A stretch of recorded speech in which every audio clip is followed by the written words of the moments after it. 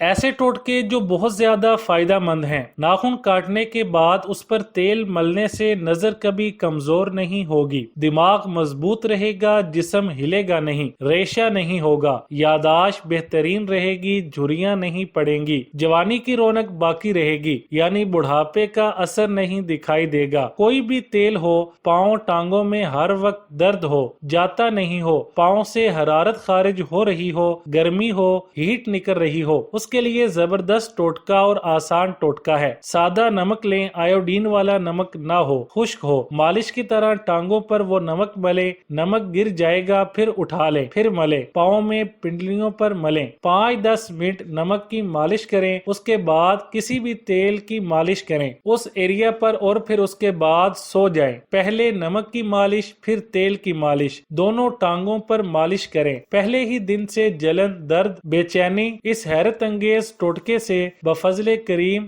غائب ہو جائے گی۔ ناریل کے تیل کے کیوبز بنائیں اور فریج میں رکھ لیں، 1 کیوب روزانہ نگل لیں، کبھی جھریاں نہیں پڑیں گی، بال سفید نہیں ہوں گے، جوانی قائم رہے گی، ضعف نہیں آئے گا۔ ناریل کھانا جوانی ہے، حافظہ، نظر، یادداشت، فٹنس، پٹھے، اعصاب کے لیے لاجواب چیز ہے۔ دن میں کم از کم 10-12 آلو بخارے اگر منہ میں رکھ کر چوسیں ہر آدھے گھنٹے کے بعد، اس سے ہائی بلڈ پریشر، جگر کے لیے، معدے کے لیے، اعصاب کے لیے، دل و دماغ کے لیے لاجواب چیز ہے۔ ریمنڈ اوسارا، یہ اکیلی دوا لے لیجئے اور چنے کے برابر صبح و شام کھانے کے دوران لیں، کھانے کے درمیان میں لینی ہے۔ قبض کے لیے لاجواب چیز ہے۔ بچے الٹیاں کرتے ہوں، کھانا ہضم نہ ہو رہا ہو، ریشہ بلغم ہو، اس کے لیے یہ 2 پتے لیں، گل بنفشہ اور بانسا، یہ 2 پتے ہیں، سستی سی چیز ہیں، پنساری کی دکان سے لے لیں۔ 1.5 کلو پانی میں ابالیں، جب 1 کلو پانی بچے اسے چھان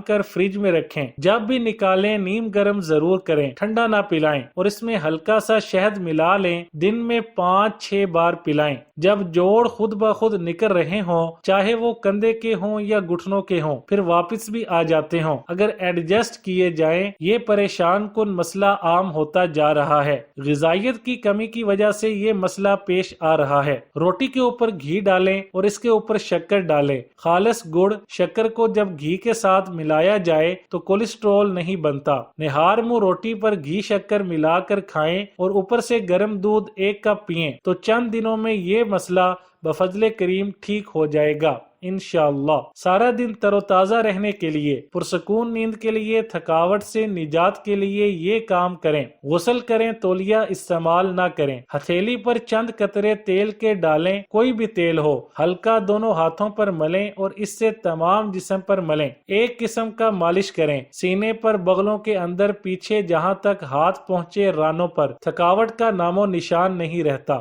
بقول سقراط، میں حیران ہوں کہ میت کو نہلاتے ہیں یہ اٹھ کیوں نہیں جاتا۔ پانی میں زندگی ہے، انشاءاللہ فٹنس اور چست رہنے کے لیے، سستی دور بھگانے کے لیے لاجواب چیز ہے۔ جسے ایگزیمیا ہو، ناخن خود گر جاتے ہوں، جلد کا ٹکڑا گر جاتا ہو، کٹس پڑتے ہوں، اور کٹس پڑنے سے سردیوں میں بہت تکلیف کا سامنا کرنا پڑتا ہے، جلد سردیوں میں سکڑتی ہے، پودینہ دیسی لے لیں، اسے چھوٹے چھوٹے ٹکڑے کریں اور دہی، پودینہ اور دہی ملا لیں، پودینہ زیادہ ہو اور دہی کم، چمچ سے کھائیں، کھانے کی جگہ پہ کھائیں۔ اگر چند ہفتے ایسا کر لیں تو زندگی بھر کے لیے ایگزیمیا، جلدی بیماریاں ختم ہو جائیں گی، اللہ کریم کے کرم سے انشاءاللہ۔